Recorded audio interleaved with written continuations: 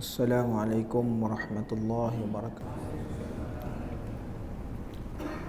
Bismillahirrahmanirrahim. Alhamdulillahi rabbil alamin. Wa bihi nasta'in, wassalatu wassalamu ala asyrafil anbiya'i wal mursalin wa ala alihi wa sahbihi ajma'in. Subhanaka la ilma lana illa ma 'allamtana innaka antal alimul hakim. ولا حول ولا قوة إلا بالله العلي العظيم. اللهم لا سهل إلا ما جعلته سهلا وأنت تجعل الحزن إذا شئت سهلا. اللهم فقهنا في الدين وعلمنا التأويل. اللهم زدنا علما اللهم زدنا علما اللهم زدنا علما. أما بعد. Alhamdulillah, bersyukur kepada Allah Subhanahu wa taala kerana dengan rahmat dan limpah kurnia-Nya kita bertemu lagi dalam majlis yang diberkati oleh Allah Subhanahu wa taala. Mudah-mudahan Allah Subhanahu wa taala menjadikan perhimpunan kita mendapat rahmat, mendapat keampunan dan mendapat taufik dan hidayah daripada Allah Subhanahu wa taala, insya-Allah. Tuan-tuan muslimin dan muslimat yang dirahmati Allah, kita masih lagi membicarakan tentang tajuk pohonlah rahmat Allah setelah beramal baik.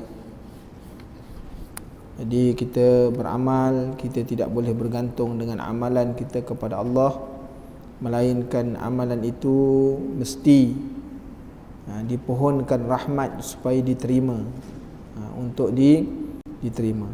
Kita berada pada muka surat 81, insya-Allah. Qala musannifu rahimahullahu ta'ala wa nafa'ana Allah bi'ulumihi fi daraini. Alangkah eloknya apa yang diucapkan oleh Syekh Muhyiddin Abdul Qadir Al-Jilani radhiyallahu an, bika la nasilu wala budda minka.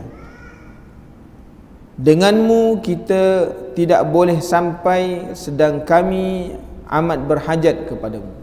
Ini kata-kata yang dilontarkan oleh Syekh Muhyiddin bahawa menyebutkan bahawa denganmu kita tidak boleh sampai. Kerana apa-apa pun kalau kita nak buat tanpa izin Allah Subhanahu wa taala, semuanya tak akan berjaya. Hebat macam mana pun kita menyediakan kelengkapan usaha, ikhtiar, kalau tidak dengan keizinan Allah Subhanahu wa taala, maka ianya tidak akan boleh, kan? Tak akan boleh terlaksana. Kerana di sana terletak atas maknanya kehendak, qudrah dan iradah Allah Subhanahu wa taala yang menjadikan, dia yang menentukan. Kalau Allah Ta'ala jadikan, dia tak tentukan, mana semuanya tak boleh sampai. Hari ni kita dah usaha dah daripada rumah tadi, siap-siap nak pergi masjid, kan? Tapi Allah Ta'ala tak mengizinkan. Kalau keluar rumah tu ada je halangan ni. Tu dia menunjukkan bahawa denganmu kita tidak boleh sampai, sedangkan kami amat berhajat kepadamu. Maknanya kita ni sentiasa berharapkan kepada pertolongan. Nasarahullah, wallahu khairun nasirin. Kita berhajat pada pertolongan Allah, kerana Allah Ta'ala adalah sebaik-baik pemberi pertolongan, kan? Tu tuan-tuan, ni kata-kata di sebalik kata-kata bika la nasilu wala budda minka. Yakni dia kata apa? Kita tidak boleh sampai ke mana-mana dengan amalan kita tanpa rahmat Allah Ta'ala. Amal buat banyak macam mana pun, tapi tanpa rahmat tidak ada faedah. Dia tidak memberi faedah dan tidak memberi apa-apa maknanya pulangan kepada orang yang melakukan. Sedangkan kita wajib beramal kerana menurut perintah Allah Ta'ala.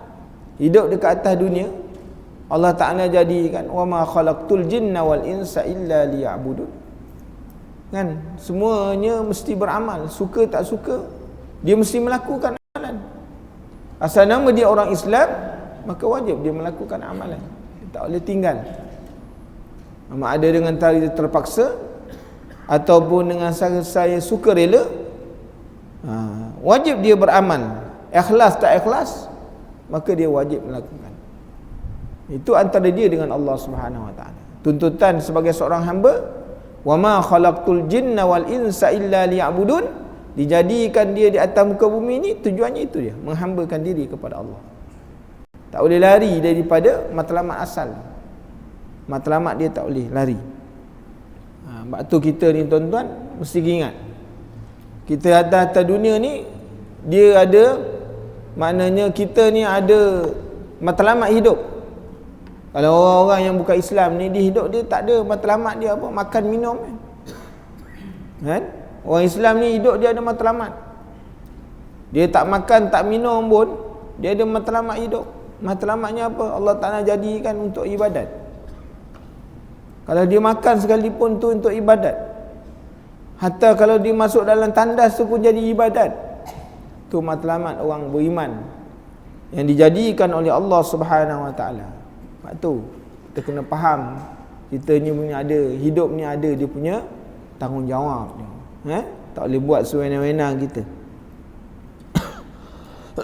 Itu sebabnya ketika mana seorang dia berjumpa dengan Syekh Qadir Jailani, dia kata, izinkan aku untuk berzina. Dia kata, izinkan aku untuk buat maksiat.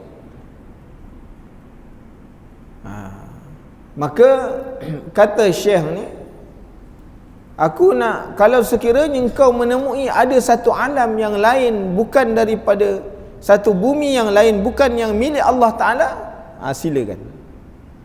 Dia pun kata, mana ada. Kalau tak ada, tak ada. Tak ada jalan untuk buat maksiat. Kalau tak ada bumi yang lain yang dijadikan oleh Allah Ta'ala, bermakna tidak ada alasan kepada kamu untuk melakukan maksiat kepada Allah. Kau duduk di atas bumi ni Allah Ta'ala yang punya, maka tak layak. Tak boleh sama sekali. Jadi tuan-tuan, itu sebabnya apabila kita melakukan sesuatu maksiat di atas muka bumi yang sepatutnya tak boleh kita melakukan, kena cari bumi yang lain, maka dengan sebab itu kita dikatakan orang yang zalim. Innallaha la yazlimun nas. Allah Ta'ala tidak menzalimi manusia kan. Tu manusia tu yang menzalimi diri mereka sendiri. Jadi ini tuan-tuan, dan berkata Syekh Abu Sa'id Al-Kharraz, man zanna annahu bi'amali yasilu fahuwa muta'annin, wa man zanna annahu bidunil amali yasilu fahuwa mutamannin. Sesiapa yang mengira bahawa ia akan sampai kepada Allah Ta'ala dengan amalannya, mana dengan amalan ni kita muat, yang tuan-tuan datang semayang, tuan-tuan mengaji, tuan-tuan zikir, bahawa tuan-tuan akan mendapat kedudukan yang baik di sisi Allah Subhanahu Wa Ta'ala, maka itu adalah orang yang membuang masa je. Adalah membuang masa.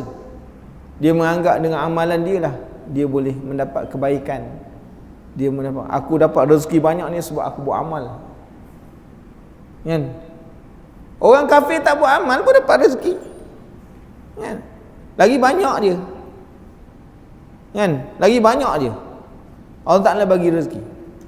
Tapi adakah rezeki itu sebagai maknanya Allah Ta'ala nak memuliakan? Kita kena ingat, orang-orang yang Allah Ta'ala bagi rezeki, terkadang-kadang dia itu sebagai pemberian Allah Ta'ala, tanda kasih sayang, ataupun pemberian itu dia sebagai satu azab yang berbentuk, maknanya pemberian dalam bentuk istidraj, untuk menyauhkan manusia tu jauh lagi kepada Allah. Jadi orang-orang yang kafir tu kita bagi, Allah Ta'ala bagi kepada dia, adakah diberi itu dalam bentuk sayang? Kerana itu pemberian Allah atas sifat Rahman, murahnya Allah Ta'ala. Orang buat maksiat pun Allah Ta'ala bagi rezeki. Orang buat baik, Allah Ta'ala bagi rezeki. Orang tak semayang, Allah Ta'ala bagi rezeki. Orang semayang pun Allah Ta'ala bagi, sebagai kemurahan. Jadi orang yang kufur kepada Allah, diberi rezeki kepada dia dalam bentuk istidraj. Tengok, engkau Islam apa dah? Semayang tiap-tiap hari tongan-tongek. Kita tak payah semayang, tak payah dan Tuhan pun boleh kaya juga. Dia tuan-tuan. Sebab mereka menganggap dunia ini adalah syurga pada mereka. Allah Ta'ala jadikan dunia ni syurga kepada mereka. La yaghurrannaka taqallubul ladzina kafaru fil bilad. Janganlah kamu jadi sempit hati sebab orang-orang kafir ni bergerak di bandar-bandar. Mereka menguasai bandar-bandar dengan perniagaannya yang hebat-hebat, kilang yang besar-besar. Nanti balik tuan-tuan buka di akhir surah An-Nisa, Allah Ta'ala sebut, la yaghurrannaka taqallubul ladzina kafaru fil bilad. Mereka bergerak lancar di mana-mana, dalam bandar-bandar besar mereka bergerak. Kan? Kita jangan susah hati tuan-tuan. Sebab Allah Ta'ala kata mata'un qalil. Apa yang mereka dapat tu semua sedikit aja. Sebab tu kita kena. Tapi jangan sampai kita meninggalkan langsung dia menguasai semua. Payah juga kita. Tak boleh gitu. Tak apalah, dia tu biarlah, Allah Ta'ala dah jadi, biar kita bagi semua kat dia. Tak boleh. Sebab Allah Ta'ala bawa dengan ayat yang lain. Kan? Allah Ta'ala bawa dengan ayat yang lain. Wa'iddu lahum mastata'tum min quwwah. Bersedialah kamu dengan segala kekuatan. Orang Islam kena bina kekuatan. Kekuatan dari sudut ekonomi, kekuatan dari sudut pendidikan, kekuatan dari sudut iman, dari sudut mana kekeluargaan. Mesti bina. Sebab apa mesti bina? Kerana apa? Nak menggerunkan wa'iddu lahum mastata'tum min quwwah turhibuna bihi aduwallahi wa aduwakum. Nak menggerunkan musuh Allah dan musuh kamu. Kamu ada musuh. Hidup ke atas muka bumi ini musuhnya banyak. Kan? Musuhnya banyak. Ini orang-orang yang tak ada iman. Dia kata kita nak menyelamatkan orang Islam supaya jangan tersesat. Dia pula nak menyelamatkan kita pula. Pelik benar tak? Ni dia kata ni orang ni, dia ni bukan ulama, dia ni penceramah biasa je. Banyak dia punya pendapat menyelewengkan kita. Sebab tu kita nak selamatkan orang Islam.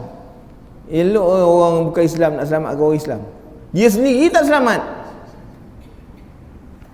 Jadi tuan-tuan, muslimin dan muslimat yang dirahmati Allah. Sebab tu bila baca dalam surah Al-Kafirun, kita baca hayati dia elok-elok. Qul ya ayyuhal kafirun. Wahai Muhammad, katakanlah wahai Muhammad kepada orang-orang kafir. Nah, surah ni kita baca tiap-tiap hari tuan-tuan. Qul ya ayyuhal kafirun la a'budu ma ta'budun wala antum 'abiduna ma a'bud. Kan? Kau tak menyembah apa yang kami sembah dan kami tidak menyembah apa yang kau sembah. Kan? Batu lakum dinukum waliyadin, bagi kamu agama kamu. Kami tak kacau agama kamu. Dan bagi agama kami jangan masuk campur lah urusan kami. Kan? Kami nak semayang, nak azan, itu urusan kami. Apa nak kacau? Kami tak pernah apa kacau urusan agama kamu. Kan? Itu tuan-tuan muslimin dan muslimat yang dirahmati Allah. Jadi maknanya bahawa sesiapa yang mengira bahawa dia akan sampai kepada Allah Ta'ala dengan amalannya, ni orang buang masa je. Buang masa. Ibadat dia akan buang masa. Dan Sesiapa yang mengira bahawa ia akan sampai kepada Allah Ta'ala tanpa amalan, ni orang yang berangan-angan kosong. Dia nak masuk syurga tapi amalan tak ada. Nak masuk syurga, amalan tak ada. Sedangkan nak masuk syurga ni, dia punya wasilah, dia mesti kepada amalan. Mesti ada amal. Sama ada sedekah, zikrullah, solat, kan, baca Quran dan sebagainya. Itu wasilah untuk menyampaikan. Masuk syurga tu dia punya wasilahnya. Kita nak makan tanpa ada usaha, boleh dapat makan. Hatta kalau makanan dah sampai depan pun, tak berusaha nak suap dalam mulut, dia tak boleh mengangai masuk. Tak boleh. Ini bukan cerita kartun, tuan-tuan. Tak boleh. Mesti kena ada usaha. Makanan yang dalam mulut itu pun sendiri boleh terkeluar. Batu mesti dikunyah, kan? Ada makan ketika makan. Jadi tuan-tuan muslimin dan muslimat yang dirahmati Allah, jangan jadi orang yang berangan-angan kosong nak masuk syurga Allah tanpa ada amalan. Sebab kalau ada orang mengatakan nak masuk syurga tak perlu amalan, Rasulullah sallallahu alaihi wasallam semayang sampai bengkak-bengkak kaki. Dia dah seorang rasul, kenapa dia perlu semayang sampai bengkak-bengkak kaki? Kerana Allah Ta'ala dah jadikan dia tu, dosanya terampun dahulu dan akan datang. Dia seorang rasul, tentu dia boleh masuk syurga macam tu je. Tapi kenapa seorang rasul masih semayang lagi bengkak-bengkak kaki, berdirinya lama, sujudnya lama, panjang bacaannya, tuan-tuan? Kenapa? Kerana kalau tanpa rahmat Allah Ta'ala juga, dia tak boleh masuk syurga. Ini betapa pentingnya hidup kita ni berharap kepada rahmat Allah Subhanahu wa ta'ala. Sebab orang yang berangan-angan kosong itu tiada membekalkan diri dengan apa-apa amalan pun. Nak kaya, usaha tak ada. Aku kalau dapat pakai kereta ni, wah, dia dah berangan lah. Dia tengok je, lelah lambang letak kat basikal, tak apalah, tak dapat beli kereta, dapat lambang letak kat basikal ni pun jadilah, kan? Bayangkan basikal pakai lambang Toyota, tak hilang akal lah, kan? Hebat nampak basikal lambang Toyota, kawan nak beli tak boleh, dapat lambang cukup. Jadi tuan-tuan muslimin dan muslimat yang dirahmati Allah, kan? Ni berangan-angan kosong ni, tak membekalkan diri, tak berusaha. Lalu ia mendakwa bahawa ia menyerahkan dirinya kepada Allah dan mengharap rahmatnya. Ni dia menyangkakan bahawa dengan tak beramal dia bertawakal. Aku berserah diri kepada Allah. Kalau Allah Ta'ala dah tentu aku masuk syurga, aku akan masuk syurga. Tanpa amal pun boleh masuk syurga juga. Ini pendapat yang salah, kan? Orang yang masuk syurga pun boleh dikeluarkan daripada syurga oleh Allah, apatah lagi orang tak beramal. Bayangkan seorang ibu dan ayah masuk dalam syurga, ketika anak dibumbankan dalam neraka Allah Ta'ala. Allah Ta'ala, malaikat Allah Ta'ala kata, kenapa masuk neraka? Ya Allah, kami dulu tak pakai tudung. Kami tak pakai tudung. Ayah ibu tak beritahu, dia membiarkan kami, ya Allah. Dengan sebab dia membiarkan kami, aku masuk dalam neraka. Aku nak ibu ayahku masuk juga sama macam aku. Macam mana tuan-tuan? Bagaimana? Anak boleh menarik seorang ibu ayah masuk dalam neraka Allah. Kerana kelalaian. Dia ibadat, dia lupa pada orang lain. Anak tak hirau, isteri tak hirau. Isteri tak menutup aurat, tak hirau, kan? Yang pentingnya aku mesti datang semayang masjid setiap hari, mesti datang. Kau punya pasal lah. Besok buat apa, dalam kubur masing-masing punya. Tak boleh, tuan-tuan. Tak boleh macam tu, kan? Tak boleh begitu. Bahaya. Sikap-sikap macam ni bahaya, kerana menjerumuskan diri kita sendiri. Yang demikian itu adalah satu sikap yang bodoh dan terpedaya. Ni orang yang terpedaya dengan angan-angan dia sendiri. Menyerah kepada Allah serta mengharapkan rahmat-Nya tidak boleh berlaku melainkan sesudah berbakti dan beramal soleh. Kita beramal, Allah Ta'ala tak terima, itu dengan rahmat Allah. Kalau Allah Ta'ala nak terima amalan kita, itu rahmat dia.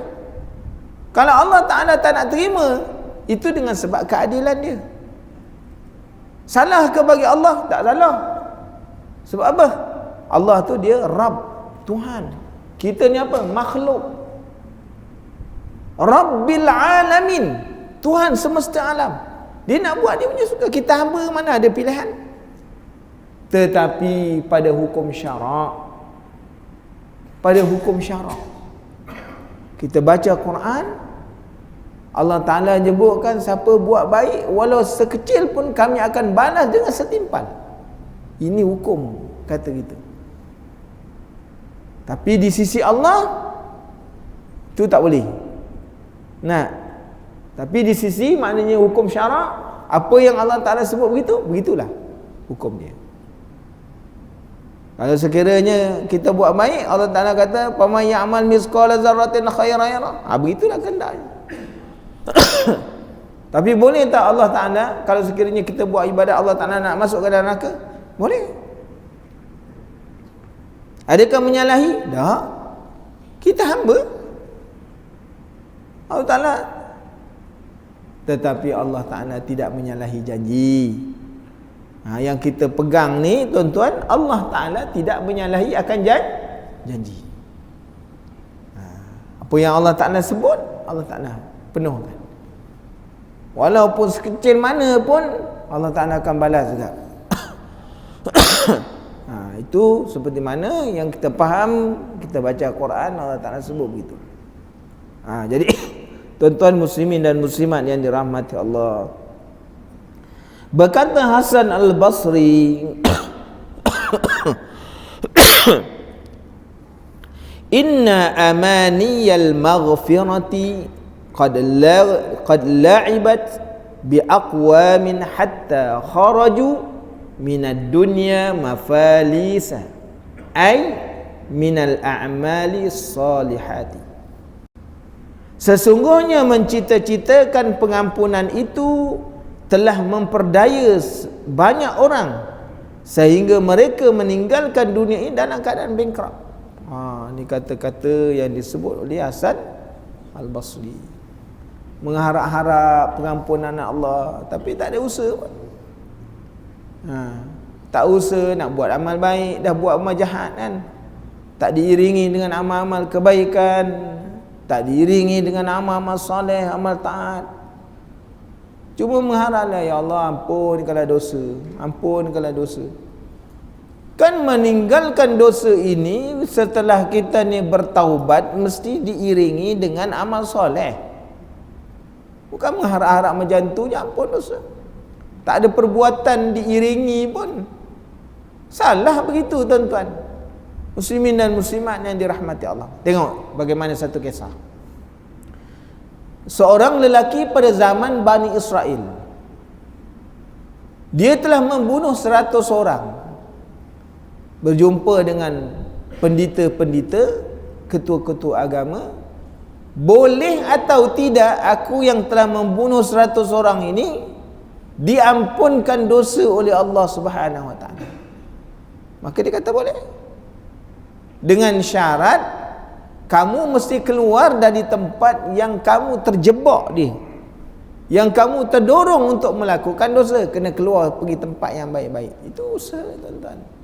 Sebab tu dia keluar. Bukan sekadar maknanya nendak je nak bertaubat je, tapi perbuatan tak ada. Dia keluar daripada tempat yang tidak baik kepada tempat yang baik. Maka ini namanya penghijrahan berlaku. Maka takdir Allah Ta'ala dia meninggal dunia. Nah, kerana nak pergi tempat yang baik dengan rahmat Allah. Kalau tadi dengan sebab dosa dia tak boleh masuk syurga. Allah Ta'ala ada sebut, wala taqtulun nafsal lati harramallahu illa bilhaq. Tidak boleh kamu membunuh satu nyawa bukan tanpa hak. Tak? Yang dia bunuh-bunuh ni dia tanya, boleh tak aku bertaubat? Aku dah bunuh orang tak? Dia kata tak boleh, bunuh. Ya. Cuma cakap macam tu ya, dia pun pergi bunuh. Tak ada hak tau, dia bunuh. Dengan dia bunuh 100 orang tadi, kalau tidak dengan rahmat Allah, maka dia akan masuk neraka. Tapi dengan rahmat Allah, bayang, walaupun dah 100 orang dia bunuh, tapi Allah Ta'ala mengkehendaki rahmat dia mengatasi segalanya. Nah, rahmat Allah Ta'ala mengatasi azab dia, maka dia masuk syurga Allah. Ni tuan-tuan, sebab tu kita disuruh maknanya bersangka baik dengan Allah.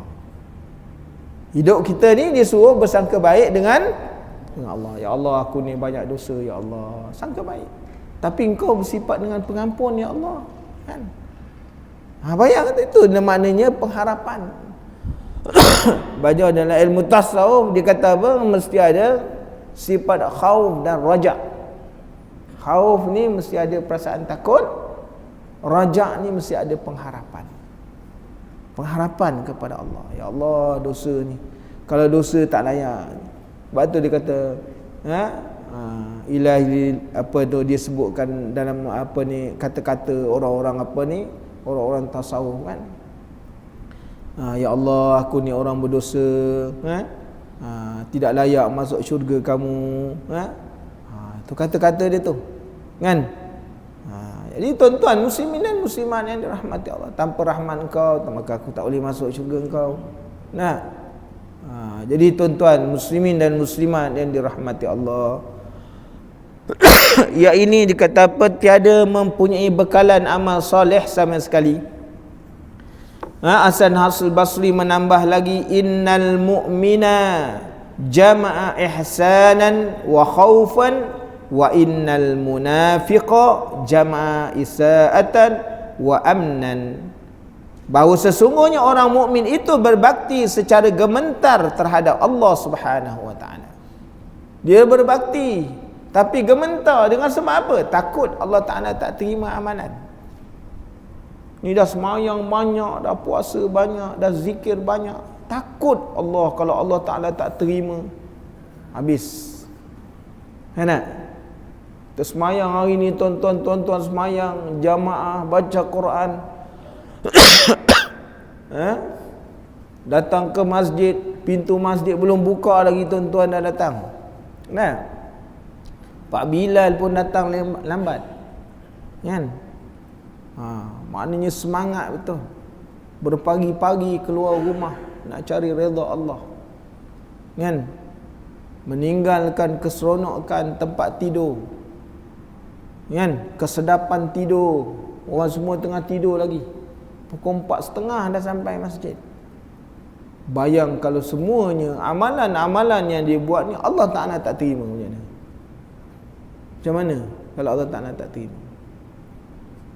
Ibaratnya orang bekerja, dia dah buat siap, bos suruh buat satu kertas kerja, dia dah buat siang malam nak menyiapkan. Hari yang dijanjikan dia hantar pada bos, bos tak tengok pun, dia tolak je. Apa perasaan kita? Bos ni memang kena terajang dengan aku ni kan? Anak, aku tak tidur mati-mati buat, dia tak tengok pun, dia tolak macam tu je. Tuan-tuan, maka begitulah kalau kita di depan Allah Subhanahu wa taala. Hari ni tuan-tuan semayang, tuan-tuan baca Quran, semua amalan-amalan yang Allah Ta'ala tolak je, Allah Ta'ala tak tengok je. Begitulah umpama tuan-tuan ya. Kita bawa misal yang senang orang nak tengok, orang nak tahu. Manakala orang munafik pula membuat kejahatan seraya merasa aman dan sentosa sepanjang masa. Orang munafik, dia rasa aman bila dia buat kejahatan, kan? Seolah-olah tak ada apa. Sedangkan Allah telah mengancam orang-orang munafik, innal munafiqina fid darkil asfali minan nar. Orang-orang munafik ni dia letak paling bawah lagi. Mana orang kafir tu tak bawah, atas. Orang kafir tu atas, orang munafik bawah, paling dasar sekali. Asfali, mana paling bawah? Kena pada dia punya lantai, kena pada lantai. Kalau orang kafir, dia kafir. Dia memang kafir dah sebab dia tak terima Islam lah. Lepas tu dia sebutkan sejahat-jahat manusia ialah orang yang dia kata apa? Dia kata yang dua muka. Nah, dua muka lah. Siapa dia orang dua muka ni? Ni orang munafik. Dia datang kat kita, dia kata member kita sama-sama, dia kata. Kan? Kita Islam apa? Sekarang kalau dia pergi kat puak-puak dia dia kata celaka betul lu. Sebab tu seburuk-buruk manusia ada kat atas muka bumi ni orang yang bermuka dua. Bermuka dua ni munafik ya. Nak? Tuan-tuan muslimin dan muslimat yang dirahmati Allah. Jadi dengan sebab itu orang-orang munafik dia rasa aman dengan apa yang dibuat, apa yang dilakukan. Sesungguhnya ajaib perkara orang ini. Sepatutnya sifat takut itu lebih layak disifati oleh orang yang membuat kesalahan kerana dia khawatiri akan ditimpa kemurkaan Allah. Sebab tu dia kata ajaib. Siapa dia? Orang munafik. Kita ni sepatutnya orang itu bila dia buat salah dia takut. Dia tak kisah kan. Khawatir, bimbang, takut ditimpa azab oleh Allah. Tapi orang-orang ni dirasa aman, dirasa selesa. Tetapi kini merasa aman dan sentosa meskipun berbuat kesalahan kerana hatinya telah terbalik dan mata hatinya telah buta. Sesuai dengan firman Allah Ta'ala, man yahdillahu fahuwal muhtada wa man yudlil falan tajida lahu waliyan mursyida. Sesiapa yang dipimpin Allah, maka dia telah mendapat pimpinan yang benar. Sesiapa yang disesatkan, maka tidak ada akan engkau dapat mendapatkan baginya kawan yang akan memberi petunjuk untuk pimpinan ke jalan yang benar. Siapa yang dah sesat, Allah Ta'ala sesat, tuan-tuan, tak ada peluang lah. Tak ada orang, kalau orang dari Allah Ta'ala bagi sesat, tak ada siapa boleh kembali balik. Sebab tu tuan-tuan, hidayah ni suatu nikmat yang besar. Kan? Hidayah Allah Ta'ala ni nikmat yang besar. Sebab tu kita kena jaga nikmat Allah. Bagaimana nak menyuburkan nikmat Allah Ta'ala ni dalam bentuk hidayah? Inilah yang kita buat. Duduk dalam majlis-majlis yang mengingatkan kita kepada akhirat, mengingatkan kita kepada Allah. Nah, inilah dia tuan-tuan. Kita sepatutnya kena duduk tiap-tiap hari dalam majlis-majlis yang macam ni. Majlis yang sentiasa mengingatkan kita kepada Allah, supaya hati kita jinak, supaya hidayah itu kekal dengan kita. Hati tuan-tuan, hidayah kalau Allah Ta'ala tarik, tak ada orang boleh balikkan balik kan? Hidayah kalau Allah Ta'ala tarik, tak ada orang boleh bagi balik. Tengok, kalau Allah Ta'ala nak mengendaki hidayah, dia boleh datang dalam keadaan orang tak tahu pun dia boleh datang kan? Allah Ta'ala mengendaki dia hidayah. Dia duduk dalam tempat orang kafir pun dia boleh dapat hidayah. Semalam saya temu duga ada seorang, bukan saudara barulah, sebab dia dah lama masuk Islam, dah 20 tahun dah. Dia datang ni daripada Luzon, Filipina. Luzon ini tuan-tuan 99% adalah Kristian. Tapi Allah Ta'ala mengkehendaki dia ni masuk Islam. Allah Ta'ala mengkehendaki dia masuk Islam.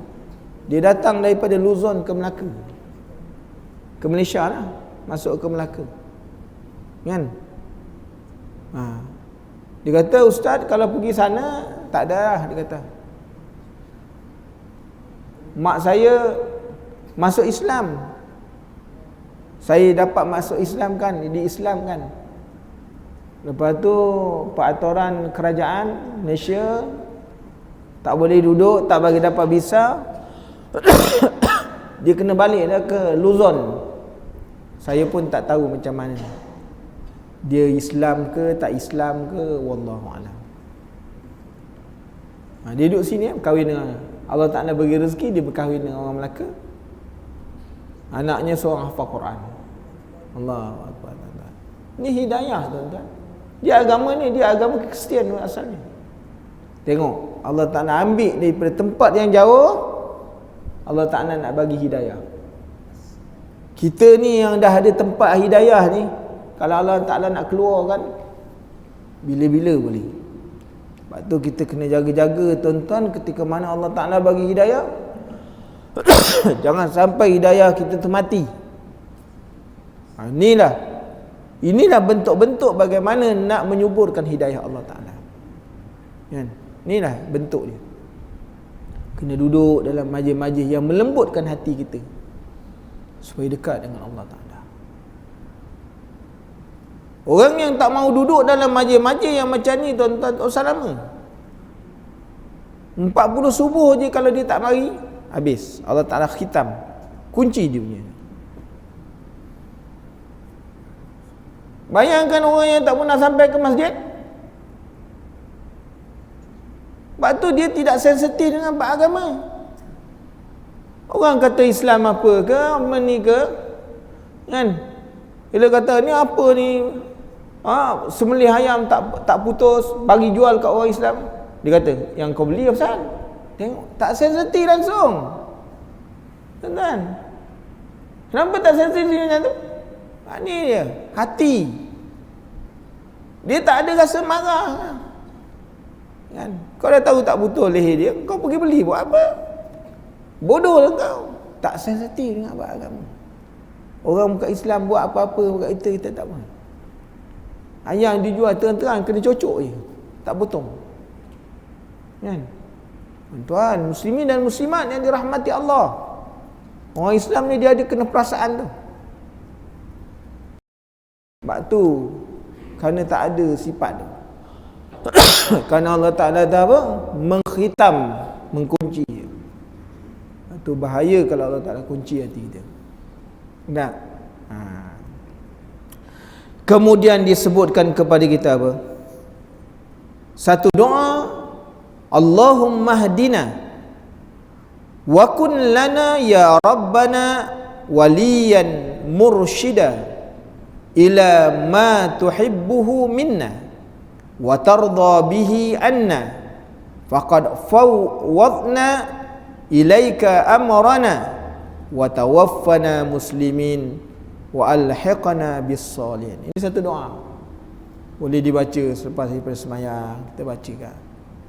Ya Allah, ya Tuhanku, berikanlah kepada mereka petunjuk, mana apa? Hidayah, dan pimpinlah kami ke jalan yang Engkau cintai dan redai.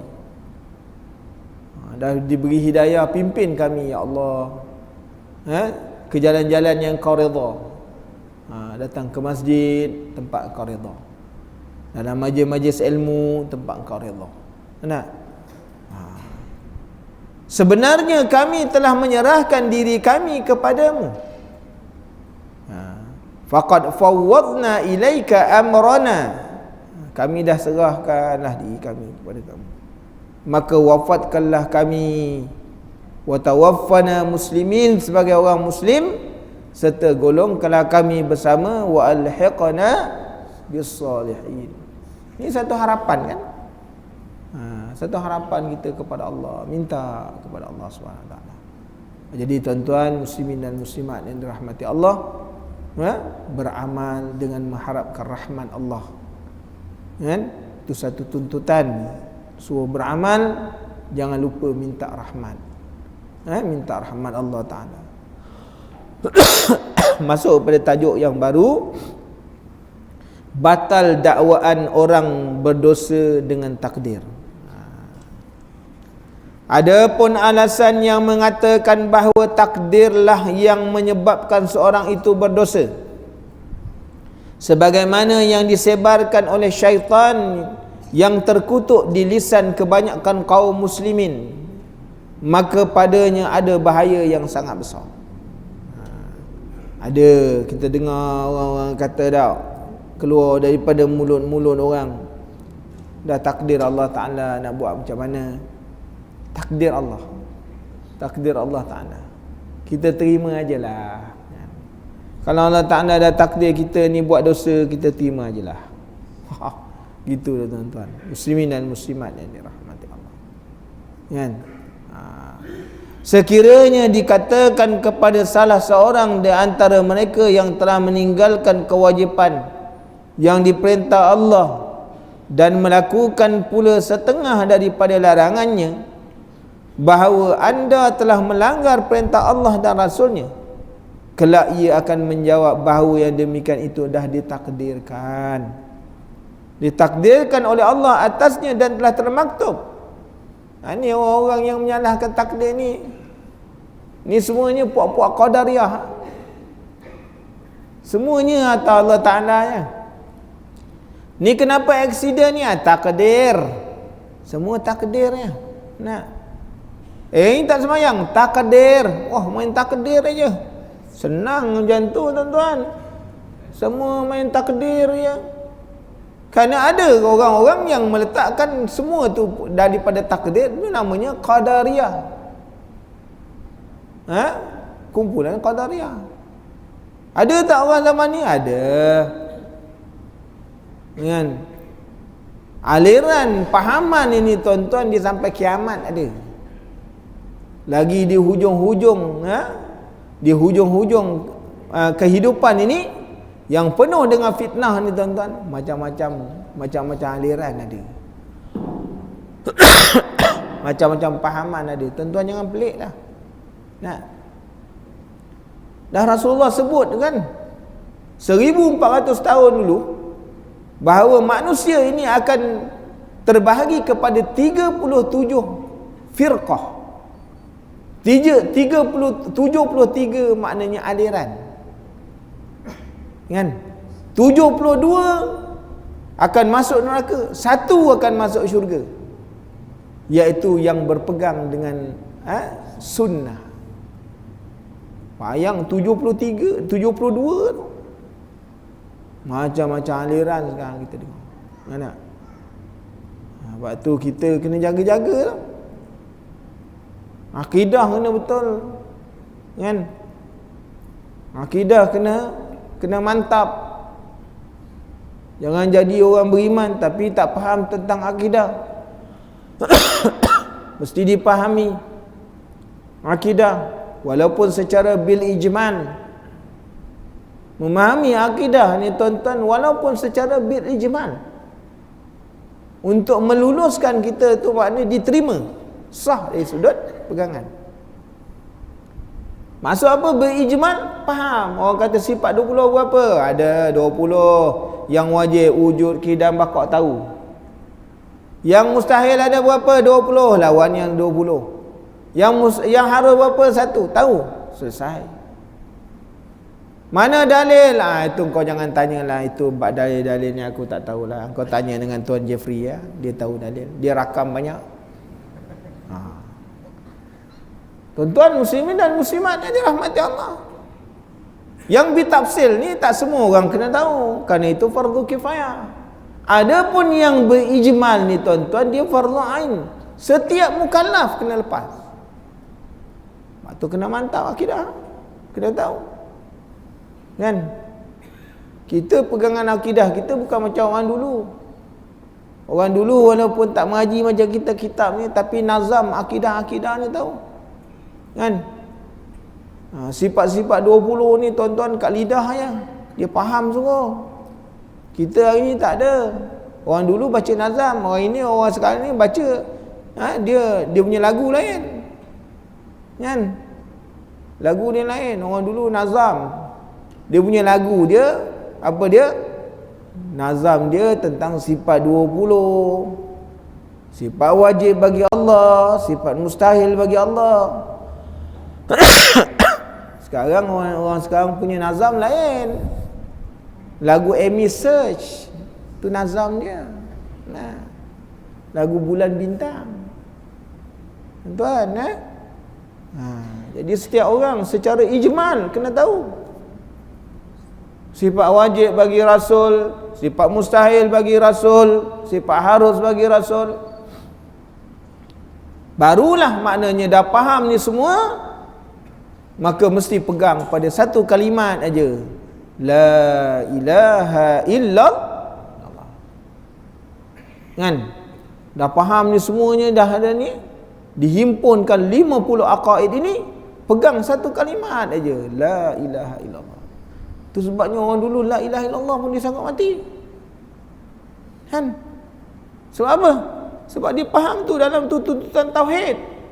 Hari ini kita tak faham la ilaha illallah. Betul lah kita kata tiada Tuhan melainkan Allah, Muhammad itu Rasulullah, tapi tuntutannya apa? Kita tak faham. Orang dulu tuan-tuan berperang kerana kalimat la ilaha illallah. Kan? Mereka sanggup. Hari ni orang dia zikir, dia banyak tak apa, tapi suruh pergi perang. Kau jalan dulu, aku kemudian. Kerana tidak memahami tentang tuntutan. Jadi tuan-tuan, muslimin dan muslimat yang dirahmati Allah, jadi dengan sebab tu kita kena jaga-jaga. Aliran-aliran ini masih ada tuan-tuan, orang yang menyalahkan takdir Allah Ta'ala. Sedangkan kita kena beriman, salah satu daripada rukun iman, maknanya beriman dengan qada dan qadar. Qada yang telah sesuatu, makna ketentuannya Allah Ta'ala tetapkan, kan? Qadar yang telah pasti macam mana. Ni cakap beriman tapi tak kena musibah, hilang selipar, celaka betul. Siapa pula mengembas aku punya ni? Ni siapa pula punya selipar yang tinggal ni? Dia pun ambil. Rupanya Pak Imam punya yang dia ambil. Dia punya selipar dah hilang. Dia dah sumpah serana orang kan? Satu masjid di rumah, siapa pula mak lawan yang ambil aku punya selipar ni? Ya Allah, aku tadi baru beli kat Maidin, bawa masjid, malam ni pula memang nasib tu hilang. Tengok selipar sebelah, cantik pula tu. Selipar tu Fila, F-I-L-A. Ini boleh dah. Rupanya Pak Imam punya di kebahnya. Pak Imam pun turun, siapa pula yang nak kebah aku punya selipar? Kan? Tinggal yang merah satu, yang biru satu, dia pun sarung. Nah, jawab, tak kira lah biru ke merah, janji sampai rumah. Sebab tu dia tak boleh ambil. Sebab tu bukan hak dia. Tuan-tuan, muslimin dan muslimat yang dirahmati Allah. Ni kita tengok ni takdir. Takdir tuan-tuan.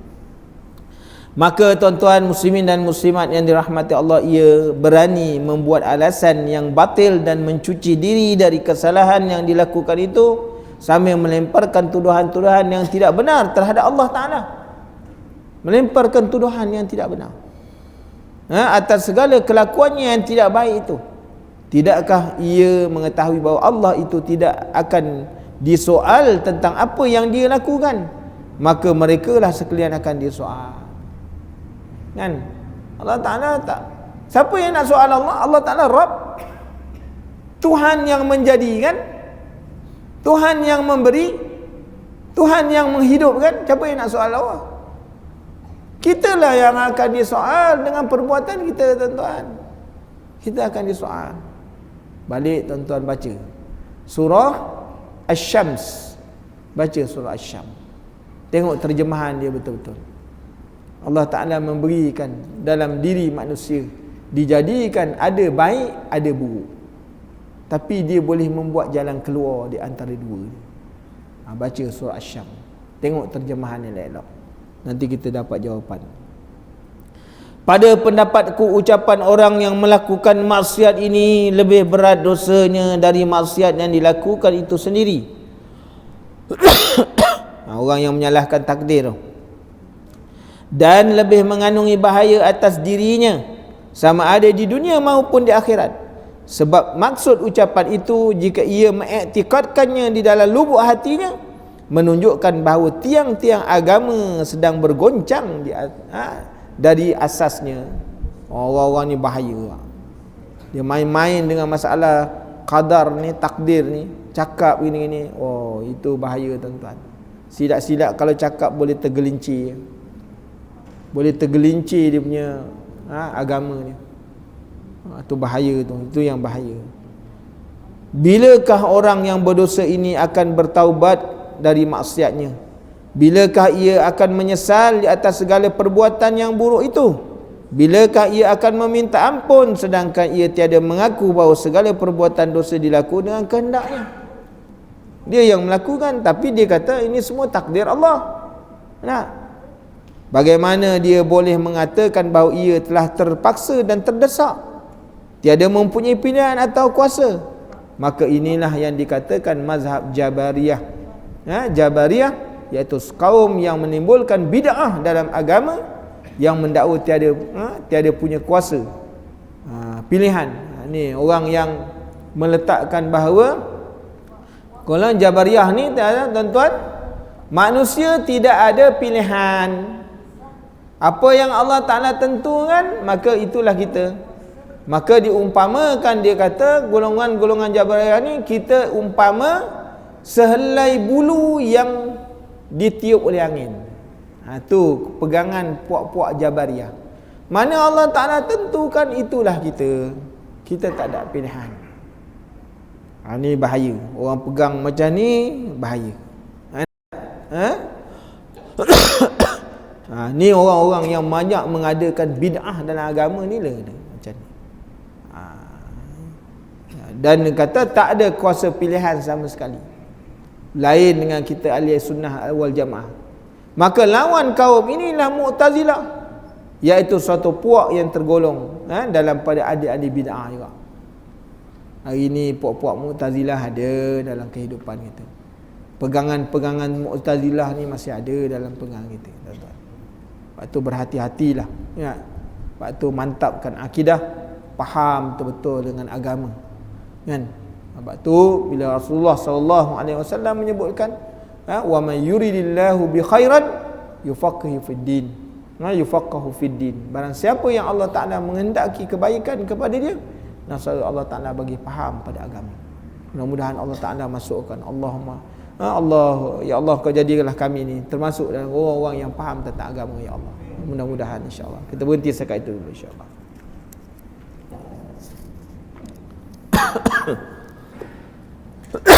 Bismillahirrahmanirrahim. Alhamdulillahi rabbil alamin. Wassalatu wassalamu ala asyrafil anbiya'i wal mursalin wa ala alihi wa sahbihi ajma'in. Allahumma inna nas'aluka ilman nafi'a wa rizqan thayyiban wa amalan mutaqabbala. Allahumma a'inna ala zikrika wa syukrika wa husni ibadatik. Allahumma rahmataka narju fala takilna ila nafsina tarfata 'ain wa aslih lana sya'nana kullahu la ilaha illa ant. Allahumma inna nas'aluka al-'afiyata fid din wa dunya wal akhirah. Allahumma inna nas'aluka al-'afiyata fid din wa dunya wal akhirah. Allahumma inna nas'aluka al-'afiyata fid din wa dunya wal akhirah. Rabbana atina fid dunya hasanah wa fil akhirati hasanah wa qina azaban nar. Sallallahu ala sayyidina Muhammad wa ala alihi washabbihi wasallam. Walhamdulillahirabbil alamin. Barakallahu fikum. Wassalamu alaikum.